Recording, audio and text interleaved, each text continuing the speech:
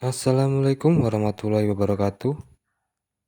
Video kali ini adalah alur cerita lanjutan dari series Donghua Tales of Holding Gods. Jadi, untuk kenyamanan bersama, silahkan tonton seriesnya terlebih dahulu ya. Terima kasih. Raja Iblis Dutian mendengar perkataan Kinmu dan sedikit terkejut, lalu langsung mengerti maksudnya. Area terlarang di hutan ini bukan untuk bertahan dari invasi musuh, tetapi untuk mencegah penduduk desa bebas khawatir keluar. Jika itu untuk bertahan dari musuh luar, maka hanya orang-orang yang menerobos masuk yang akan diserang oleh area terlarang tersebut. Sedangkan di sini, tidak peduli apakah orang-orang mencoba masuk atau keluar, mereka semua akan menerima pemusnahan tanpa ampun. Reruntuhan di samping seharusnya adalah jalan yang dibuka paksa oleh penduduk desa bebas khawatir untuk melarikan diri dari desa bebas khawatir dan bukan jalan yang terbentuk secara alami. Untuk memahami situasi dari petunjuk terkecil, orang biasa tidak akan pernah menyadari ini. Orang-orang yang mengajari bocah ini pasti penjahat mutlak yang sangat licik. Raja Iblis Dutian gemetar tak terkendali. Jelas bahwa iblis surgawi yang menempel di kapal itu tidak luput dari deteksi Kinmu. Alasan dia tidak mengungkapkan pengetahuannya adalah untuk membuat mereka menguji jalan tersebut. Pemuda yang begitu kejam dan jahat pasti akan memiliki guru-guru yang benar-benar jahat. Raja Iblis Dutian mengamati area terlarang dan berpikir dalam hati, hanya dengan kapal bulan, kita tidak bisa memasuki tempat ini. Kapal bulan terlalu besar, dan jika kita menerobos masuk, kita pasti akan memicu area terlarang. Jika area terlarang semudah itu untuk melenyapkan dewa iblis wanita itu, menghancurkan kapal bulan seharusnya juga tidak terlalu merepotkan. Tepat saat dia memikirkan ini, kapal bulan tiba-tiba bergetar dan perlahan-lahan berjongkok. Getaran besar mengguncang kapal berkaki tiga yang sangat besar itu saat ia berbaring di lantai dan berhenti bergerak. Raja Iblis Dutian segera merasakan aura dewa langit di sekitar Kinmu menghilang, dan dia menghela napas lega. Jika Kinmu mengemudikan kapal bulan ke area terlarang, bahkan dia pun akan hancur. Meskipun Kinmu telah melihat kehancuran desa bebas khawatir, dia masih memiliki rasionalitasnya, yang membuat Raja Iblis Dutian takjub. Dia kemudian menendang kilin naga hingga terbangun. Kilin naga menggelengkan kepalanya dan mengikuti di belakangnya sambil bertanya dengan suara rendah dan teredam, "Gumpalan besi, kita di mana?" Raja Iblis Dutian menjadi marah. "Kau tidur sepanjang jalan dan masih berani bertanya padaku." Kilin naga tersenyum. "Kau juga tidak tahu kita di mana. Rupanya, kau juga tidur sepanjang jalan." Di tengah pilar-pilar besar, tubuh Kinmu kembali normal, dan dia menarik kembali kakinya yang telah tenggelam ke dalam kapal. Badan kapal telah menyatu dengan kakinya, tetapi karena tubuh Kinmu telah tumbuh sangat besar sebelumnya, dia meninggalkan jejak kaki yang besar setelah ukurannya menyusut. Hal ini memungkinkan dia untuk menarik kakinya keluar. Kinmu berdiri, dan pikirannya langsung bergetar. Dia sangat lemah saat itu, dan harta ilahi yang telah dibuka oleh sejumlah besar energi dari kapal bulan tertutup satu demi satu. Hanya embrio roh dan harta ilahi 5 elemen yang tidak meninggalkannya. Energi kapal terlalu besar untuk dirinya saat ini, jadi jika dia ingin mengendalikannya, dia harus menguras kekuatan hidupnya sebagai harga. Yan Jingjing selalu tinggal di kapal matahari, jadi dia telah menguras kekuatan hidupnya jauh lebih banyak daripada aku. Ini benar-benar berat baginya. Kinmu menarik napas dalam-dalam 2 kali dan meminum beberapa pil spiritual untuk menambah kekuatan tubuhnya. Dia kemudian bangkit dan berkata, "Raja Iblis, naga gemuk, mari kita masuk ke area terlarang ini." Raja Iblis Dutian menghela napas gemetar dan berkata, "Kau berencana menggunakan pengetahuan dan penglihatanku untuk menghindari bahaya dan menemukan penjahat di desamu." Kinmu mengangguk. "Kau adalah Raja Iblis dunia Dutian, Raja para Dewa Iblis. Pengetahuan dan visimu jauh lebih besar dariku, jadi hanya kau yang bisa membawaku masuk." Raja Iblis Dutian tertawa terbahak-bahak dan berkata dengan bangga, "Benar, hanya aku yang bisa membawamu masuk dan keluar dengan aman. Kau bisa menjilat kakiku." Ekspresi Kinmu sedikit berubah, dan Raja Iblis Dutian segera mengubah kata-katanya sambil tertawa. "Aku bercanda, lihat dirimu. Aku bisa membawamu masuk dan keluar, tetapi kau harus melepaskanku seperti yang kau janjikan. Kau setuju?" Kinmu tersenyum. "Jangan khawatir, aku pasti tidak akan mengingkari janjiku. Aku bisa menandatangani fakta penguasa bumi denganmu." Raja Iblis Dutian menggelengkan kepalanya. Tidak perlu. Jika kita menandatangani fakta penguasa bumi, aku tidak akan percaya padamu lagi. Kau pasti akan menggali lubang untukku. Qin Mu tertawa kasar dan berpikir dalam hati, Raja Iblis Dutian benar-benar mengenalku dengan baik. Hanya dengan janji lisan, aku merasa malu untuk menipunya, kakek lumpuh benar, aku masih terlalu baik. Dia melompat ke punggung Kilin Naga dan Raja Iblis Dutian juga naik.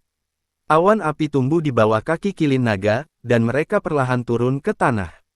Tak lama kemudian, mereka mencapai tepi area terlarang. Raja Iblis Dutian sangat gugup dan memuntahkan beberapa roda gigi dari mulutnya. Meskipun ada jalan aman di sini, jalan aman ini dibuat dari dalam. Jika kita mengikutinya untuk keluar, tidak akan ada banyak bahaya, tetapi jika kita menggunakannya untuk masuk, kita akan menghadapi bahaya yang cukup besar. Kau harus tetap dekat denganku dan jangan mengambil jalan yang salah. Jika kau memicu area terlarang, kita semua akan mati. Qin Mu segera bergerak maju dan membuka dada patung dewa untuk menyesuaikan roda gigi di sana. Menambahkan beberapa suku cadang lagi, dia mengingatkan, Raja Iblis, jangan coba-coba berbuat macam-macam, nanti kau juga akan terjebak. Raja Iblis Dutian menjawab dengan suasana hati yang buruk, jangan khawatir, aku mengerti. Tetaplah dekat denganku. Qin Mu mengikutinya, dan keempat wajah serta 12 mata Raja Iblis Dutian melihat sekeliling. Keempat mulutnya bergumam saat ia melihat bahaya di area terlarang dan melakukan perhitungannya. Qin Mu bahkan melihat Raja Iblis Dutian menggunakan ki iblisnya untuk melakukan metode perhitungan ruang. Angka dan rune yang tak terhitung jumlahnya bergerak di udara saat ia melakukan perhitungan yang sangat rumit. Raja Iblis, pencapaianmu dalam aljabar sangat tinggi, kata Qin Mu dengan takjub. Raja Iblis Dutian menjawab dengan suasana hati yang buruk, jangan bilang begitu. Jika kau tidak mempelajari aljabar dengan benar, kau hanya akan mengetahui bentuk sebagian besar seni ilahi tetapi bukan esensinya. Bisakah kau mengajariku? Tanya Qin Mu dengan bersemangat. Aku memiliki kitab misteri tertinggi yang masih belum kupelajari secara menyeluruh. Kitab misteri tertinggi menggunakan simbol ramalan dari 8 trigram ramalan untuk mewakili 1, 2, 3, 4, 5, 6, 7, dan 8. Ini adalah sistem bilangan oktal yang cukup rumit. Raja Iblis Dutian berkata dengan takjub, sistem bilangan oktal. Kau harus menggunakan 8 trigram untuk menghitungnya, yaitu langit, bumi, petir, air, gunung, angin, api, dan danau. Jika kau menggunakan angka untuk menggantinya, akan sangat merepotkan untuk menghitungnya, tetapi jika kau menggunakan 8 trigram sebagai alat hitung untuk melakukan transformasi, itu akan jauh lebih mudah, kita akan bicara nanti, jangan bicara padaku sekarang. Jika aku salah hitung, kita semua akan tamat. Kemampuan Raja Iblis Dutian dalam aljabar tidak terlalu tinggi, tetapi terlalu mendalam untuk dipahami oleh orang biasa. Sebuah kalimat yang diucapkannya tanpa berpikir, memberi Qin Mu perasaan tercerahkan. Dia telah mempelajari kitab misteri tertinggi akhir-akhir ini, tetapi dia tidak mencapai banyak hal. Itu terlalu mendalam dan menghitungnya sangat merepotkan. Namun, jika dia menggunakan 8 trigram sebagai alat hitung, itu akan menjadi alat yang sangat bagus untuk perhitungan. Semua masalah yang dihadapinya dapat dengan mudah dipecahkan. Tidak hanya ada sistem bilangan oktal dari 8 trigram ramalan. Ada juga biner yin dan yang, sistem kuaterner 4 fase. Qin Mu berhasil menyimpulkan banyak hal dari satu jawaban. Ada banyak fisika matematika dalam kitab misteri tertinggi, tetapi tidak ada alat perhitungan yang tercantum di sana. Setelah mendapat nasihat dari Raja Iblis Dutian, dia akhirnya memiliki kesempatan untuk benar-benar memahami kitab misteri tertinggi sepenuhnya. Jika aku ingin melakukan itu, aku perlu memiliki formasi untuk perhitungan, 8 trigram Taiji. Qin Mu mengeluarkan kitab misteri tertinggi dan menelusurinya. Ki vitalnya berubah menjadi 4 fase yin dan yang sebelum membentuk rune dari 8 trigram ramalan yang melayang di depannya. Dengan tarikan tangannya, 8 trigram Taiji terpecah menjadi 49 salinan. Yin dan yang berputar, 4 fase beroperasi, dan 8 trigram ramalan berubah bentuk. Jadi begitulah cara perhitungan Dayan dalam kitab misteri tertinggi bekerja. Qin Mu melihat diagram transformasi dan bergumam saat angka-angka terbentuk di benaknya. Jangan sampai teralihkan. Wajah belakang Raja Iblis Dutian menegurnya. Kinmu segera menyebarkan 8 trigram.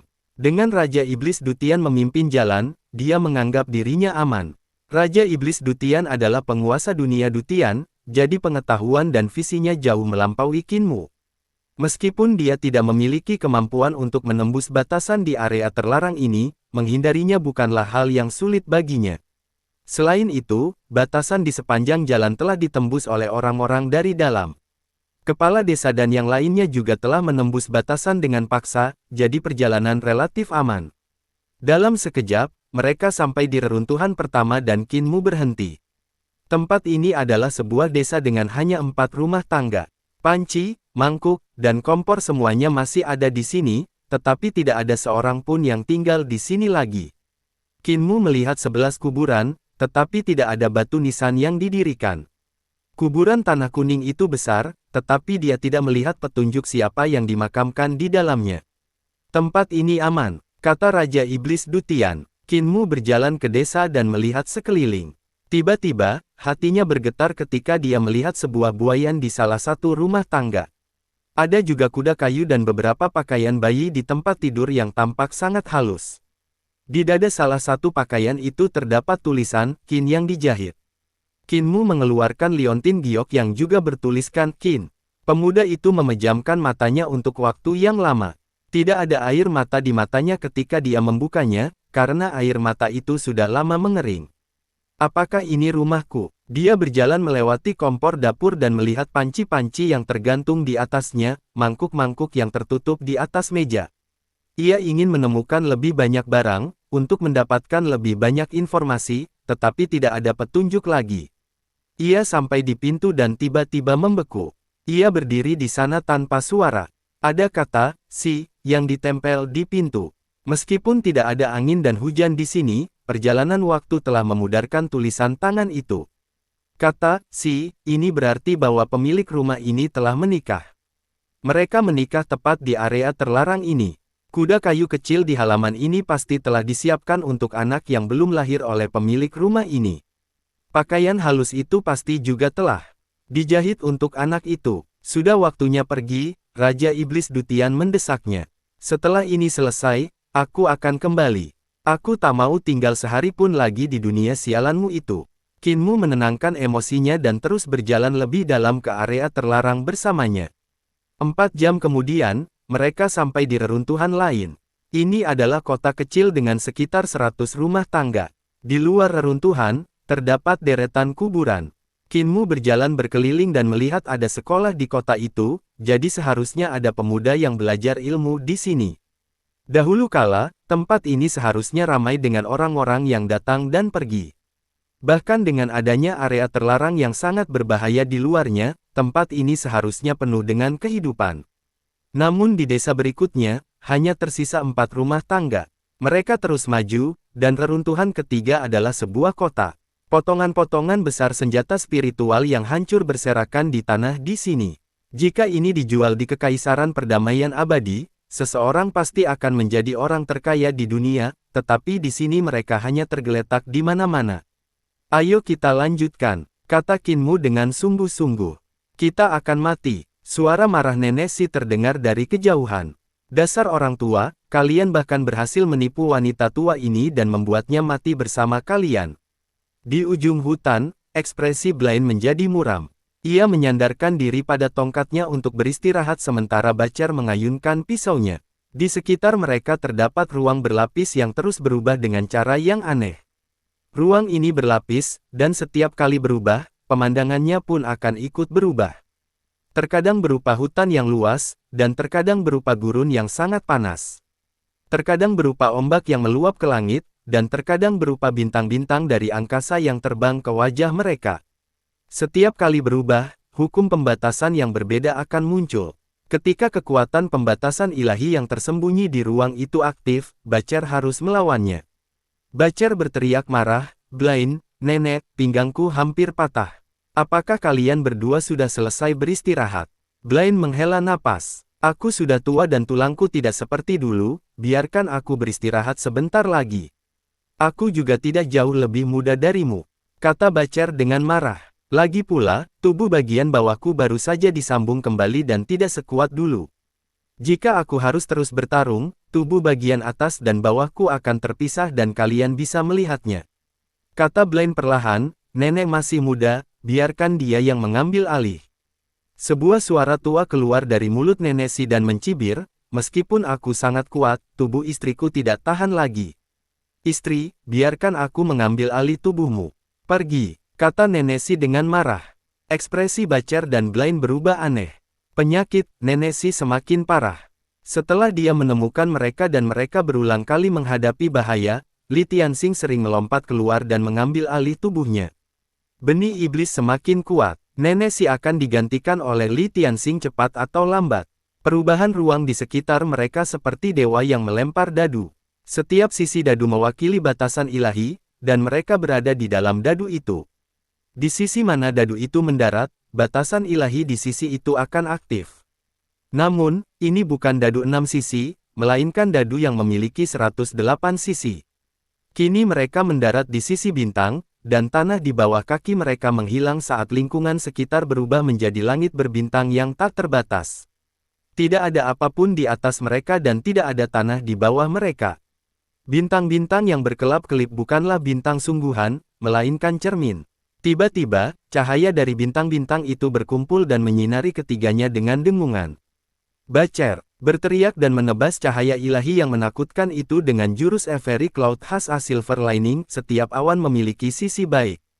Cahaya ilahi itu terbelah menjadi dua dan melesat melewati tubuh mereka, menghancurkan segala sesuatu yang tidak berada tepat di belakang Butcher. Nenek Si segera berteriak, Div, cepat kemari. Di sisi lain langit berbintang, Si Tuli menggambar dengan kuas dan bergulat dengan bintang-bintang. Si buta berkata, Si Tuli tidak bisa mendengar suaramu. Sebelum dia selesai berkata, Si Tuli mencoba terbang.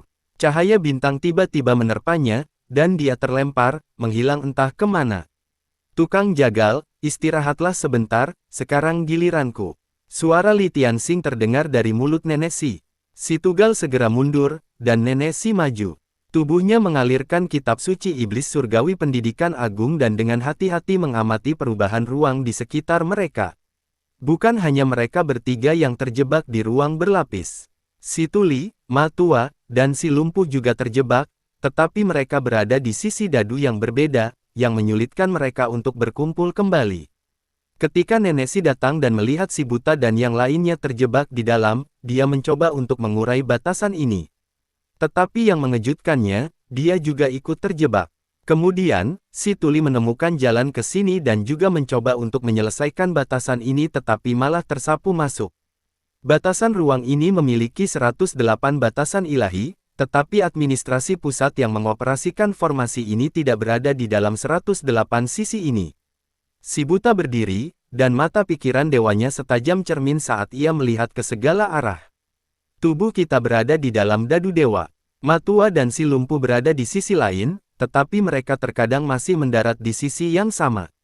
Si Tuli juga akan memasuki alam ini sesekali, yang berarti pembatasan ruang telah beroperasi terlalu lama dan sudah ada sedikit penyimpangan dalam perhitungan matematisnya.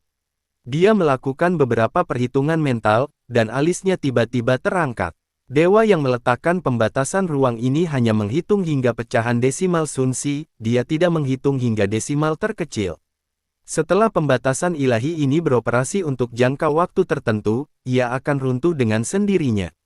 Saat itu, pembatasan ruang telah berubah menjadi gunung berapi yang api ilahinya seperti naga. Dengan guntur dan kilat yang menggelegar, nenek Si berusaha sekuat tenaga untuk melawan mereka sementara Li Tianxing berbicara dengan mulutnya, berapa lama lagi sampai pembatasan ini runtuh dengan sendirinya. Si buta menghitung sejenak dan berkata, 24.000 tahun. Diam, si buta. Butcher berteriak, sangat ingin membelahnya menjadi dua dengan pisau. Pada saat itu, sebuah suara terdengar dari luar, bocah, para tetuamu terjebak di dalam, ada 6 orang. Di dalam ruang terbatas itu, semua orang terkejut dan melihat keluar, tetapi mereka tidak dapat melihat apapun. Blaine sangat gugup dan memerintah dengan tegas, Muer, jangan masuk.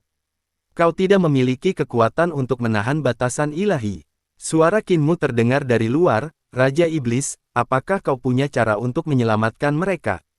Pembatasan ruang ini menggunakan teknik rahasia matriks ruang untuk melapisi 109 ruang, memisahkannya menjadi 108 bagian.